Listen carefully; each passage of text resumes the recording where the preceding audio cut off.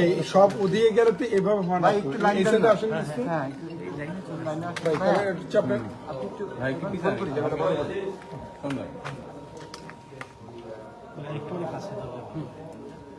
ভাই আপনার এদিকে আপনার ওকে ওকে তো রেডি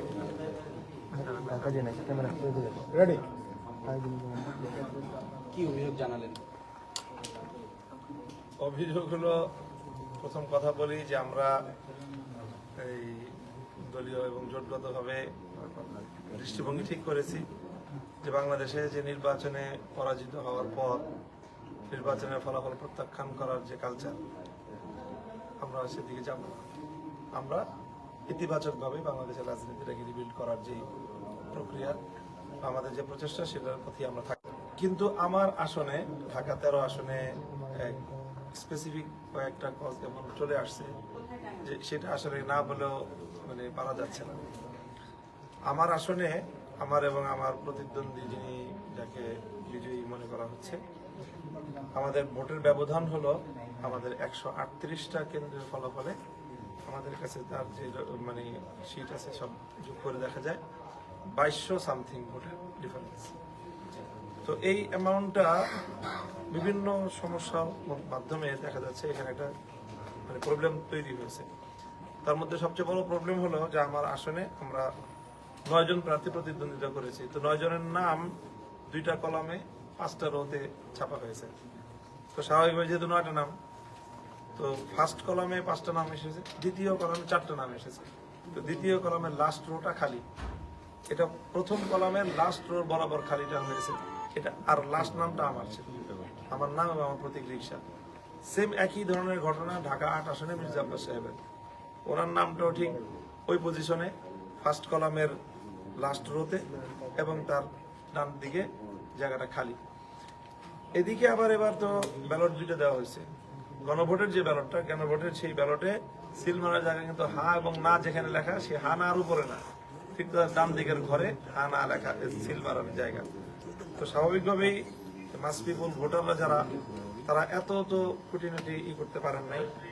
তারা অনেক ভোট যারা ওই লাস্ট ফার্স্ট কলামের লাস্ট রোতে যাদের দেওয়ার কথা, তারা সেই জায়গা মার্কার উপর, প্রতীকের উপর সিল না মেরে অনেকে সিল মেরে বসছে সামনের ফাঁকা জায়গায়। তো সেই ধরনের ভোট মির্জা আব্বাস সাহেবের ক্ষেত্রে এটা ভ্যালিড বলে গণ্য করা হয়েছে, কিন্তু আমার আসনে সেই ভোটগুলো বাতিল করা হয়েছে এবং সেটা অ্যামাউন্টটা খুব ছোট না। আমার আসনে 50টা কেন্দ্রের ফলাফল এই রিটার্নিং কর্মকর্তা ঘোষণা করলেন, সেখানে 1200 ব্যালট বাতিল হয়েছে। তো সেই হিসাবে আমার ধারণা, যদি 138টা কেন্দ্র, আমার 138টা কেন্দ্রে যদি এই হারে ব্যালট বাতিল হয়ে থাকে, তো সেটা হয়ে যাবে 3000-এর উপরে, 3500-এর মতো। আমার প্রতিদ্বন্দ্বী প্রার্থীর সাথে আমার ভোটের পার্থক্য হলো 2200 সামথিং। তো সেই ক্ষেত্রে আমার ভোট যদি বিপুল পরিমাণ বাতিল হয়ে থাকে, তাহলে যেটা ফলাফলের উপর একটা ভিন্ন। তো যেহেতু একই ঘটনা ঢাকায়, একই নির্বাচনে মির্জা আব্বাস সাহেব যদি এই ফ্যাসিলিটিটা পেতে পারেন, তাহলে আমি কেন পাবো? এটা আমার প্রশ্ন। আর আমারটা যদি বাতিল হয়, তাহলে মির্জা আব্বাস সাহেবটা কেন বহাল থাকবে?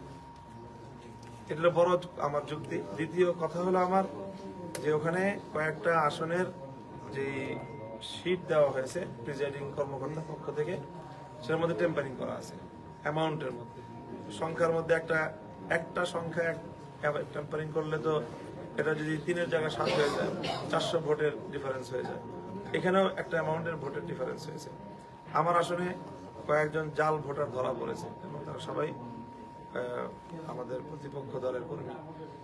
কাজেই আমি ওইটাও আশঙ্কা করি যে বেশ কিছু জাল ভোট হয়েছে।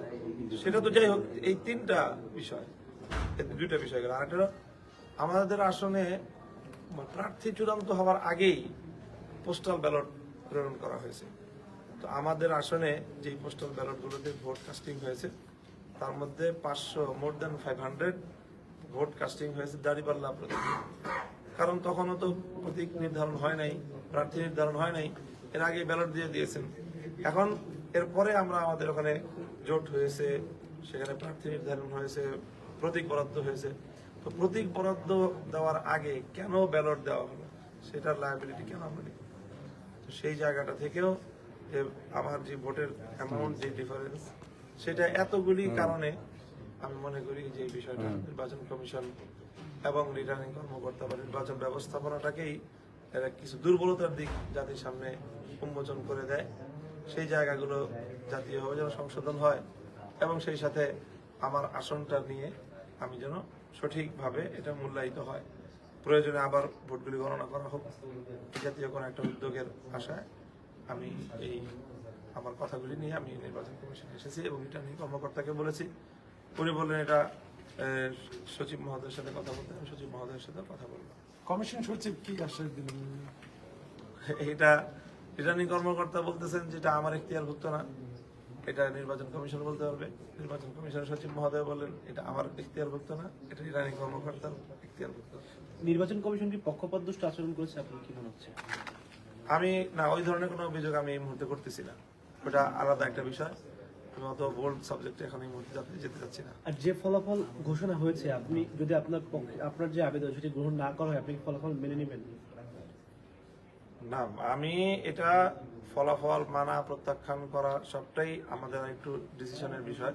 যেহেতু আমার সুনির্দিষ্ট একটা অভিযোগ এবং খুবই অভিযোগটা যুক্তিযুক্ত এবং অ্যামাউন্টটাও খুবই একটা গুরুত্বপূর্ণ, এই সব কারণে এখানে প্রশ্নটা আসলে একটু জটিল। ওভারঅল আমরা সারা দেশের বিষয়ে এত জটিলভাবে বলছি না কথা। কিন্তু আপনি তো কমিশন যেহেতু কোনো ধরনের সিদ্ধান্তের কথা আপনাকে বলেনি, তাই একজন আরেকজনের উপর চাপাচ্ছে, সেক্ষেত্রে আপনার এই দাবিটা প্রতিষ্ঠা করার জন্য লিগেল কোনো ফরম্যাটে যাবেন কিনা, গেলে কি ধরনের ফরম্যাটে যাবেন? এই মুহূর্তে লিগ্যাল ফরম্যাটের বিষয়ে আমি কথা বলতে পারছি না, লিগ্যাল ফরম্যাটের কথা চিন্তাও করছি না।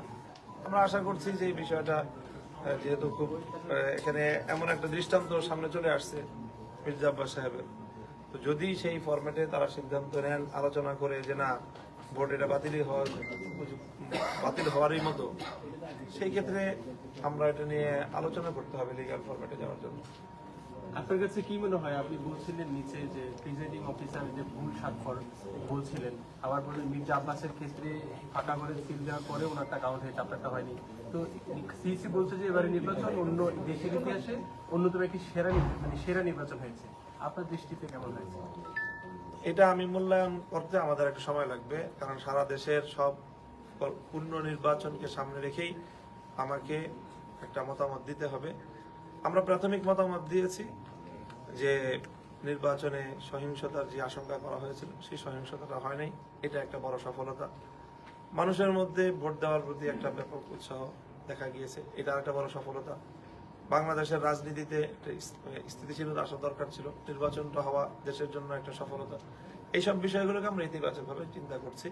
বাকি নির্বাচন সম্পর্কে আমার পূর্ণাঙ্গ কোনো মূল্যায়ন করতে হলে আমাকে আরেকটু সময় নিব ইনশাআল্লাহ।